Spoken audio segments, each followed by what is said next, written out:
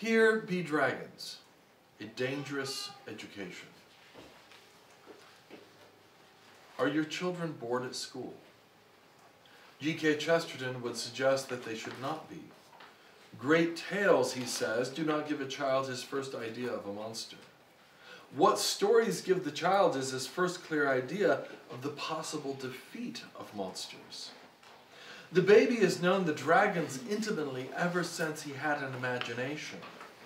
What the story provides for him is the St. George to kill the dragon. The simple answer to my question above is no, your children are probably not bored at school socially. In fact, that is what schooling has become in America pretty much altogether, a social time. But academically, many students are bored and are not getting an education. Dr. John Seal, our Hillary Lecture speaker earlier this year, noted years ago that you can do a lot more in the life of kids than is routinely expected, and most schools don't do it because their expectations are so low. As the saying goes, the funny thing about aiming for mediocrity is that you usually hit it. Bullseye. Unfortunately, the bar of mediocrity keeps getting lower as our culture keeps aiming at it. At this point, the bar is so low that no actual aiming is even necessary at all. Our children should not be doomed to a mediocre life, and they don't have to be. There are still schools in this country, like St. Andrews, that push students to achieve great success. And most of these fortunate students do. Our young people at St. Andrews are and have been all very different, but each of these that finish and graduate have their own success stories. And I could bore you for hours on end telling you about the successes. Yes, they also have their failures, but they're pushed. And that pushing, that academic pushing, that living out a life that seems just a little bit different, it seems dangerous to many. At least it seems fearful. That water that we're pushing towards here is the water on the map that says, here be dragons. Be careful. Be warned. Perhaps stay away. But those that love the adventure of learning go directly to those waters, and yes, they are dangerous waters. Our students may learn to actually think and to analyze. They may learn to disagree with others and have reasons for doing so. They may even be able to communicate why they disagree. That also would make them a challenge for our current culture, wouldn't it? They may say no to silly politicians, banal advertisements, and crude cultural modes of living that we see all around us today. As Dr. Seal pointed out in his lecture in January, we must recover the lost love of learning. It seems that so many students have had the love of learning beaten out of them with mindless and boring work that serves little to no purpose. Most of the work of today's schooling is preparing for the test. Teachers literally just teach to the test. The late Freeman Dyson notes that, quote, we must be careful not to discourage our 12-year-olds by making them waste the best years of their lives preparing for examinations, close quote.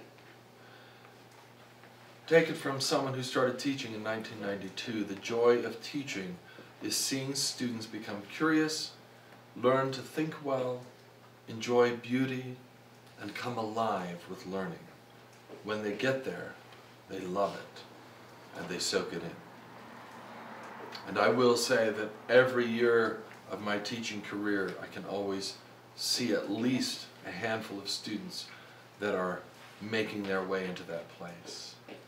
J.R.R. Tolkien, the author of The Hobbit and The Lord of the Rings, said, it simply isn't an adventure worth telling if there aren't any dragons. We love dragons, right? St. Andrews students love them too. We love stories of knights in shining armor. Here at St. Andrews, we teach the early English epic Beowulf. The students always love it. There are two horrendous monsters in it. There's the great knight Beowulf, and of course, one of the great dragons of literature is in that story. When students read literature that fills their minds with great images, their hearts are challenged with the virtues and the vices of mankind, and what it means to have integrity and loyalty and responsibility. I do believe most of the business owners I know around here would love to have young workers that possessed those character qualities. Most corporations and people that hire small businesses for jobs would love the people they deal with to possess these qualities as well. C.S. Lewis said that the task of the modern educator is not to cut down jungles, but to irrigate deserts. This land has become a desert of education. Our young people can't think well, or perhaps at all. Using one's mind critically and thoughtfully has become a thing of the past. Let's bring back the past and help our students to learn how to think. Let's give them the water they need to grow and be fruitful in their minds, in their hearts, in their character. Lewis also notes that Aristotle says that the aim of education is to make the pupil like and dislike what he ought.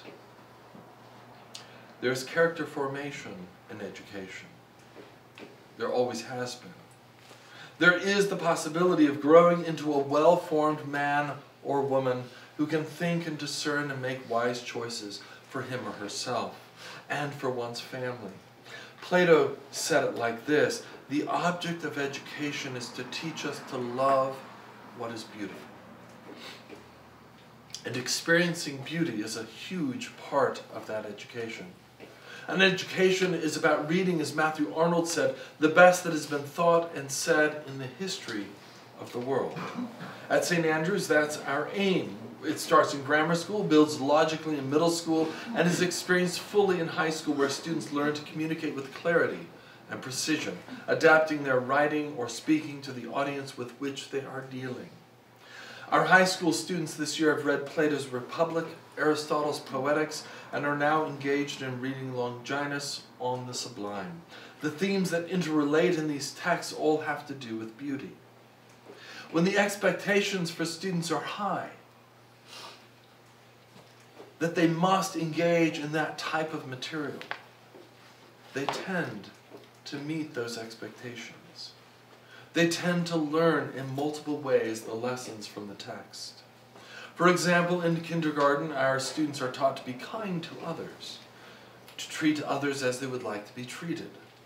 This gives way to, in the upper grammar stage, reminding those students that their parents and their teachers and friends don't want them to lie, because it hurts their own character and it ruins their relationships.